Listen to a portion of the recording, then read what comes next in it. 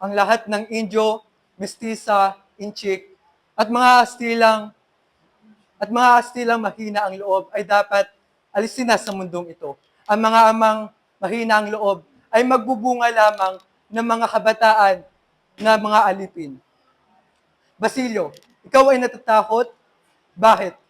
Ikaw ay natatakot pagkat sa isang iglap ay maglalaho na at mapaparam na ang paghihinagpis at ang sakit ng mga budhing alipin. Kamatayan. Ano ang kahulugan ng 20,000 kamatayan ng 20,000 kamatayan ng mga alipin? 20,000 sawi ang mababawas sa mundong ito. Bakit pa tayo magwawasak kung magtatayo rin tayo ng bahay na nayari o gawa sa mga sirang kahoy? Basilio, halika.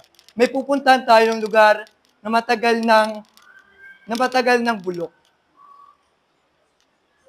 Lugar kung saan maraming yumuyuko. Lugar kung saan lahat ay sunod-sunuran. Mga pinunong bulag sa katotohanan. Pupunta natin ang lugar kung saan maraming yumuyuko, kung saan maraming opo, kung saan maraming hindi ko po nakita. Basilio, nasaan ka?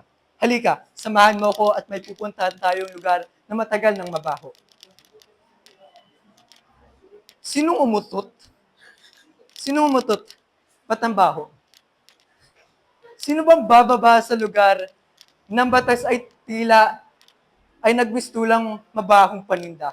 Lahat may presyo, lahat may tawaran. Kapag may diskwenta, kapag kaibigan. At ito na, ang huling ruta.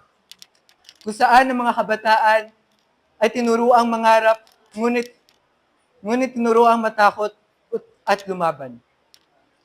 Habang ang kanilang tanikala ay unti-unting hinihigpitan.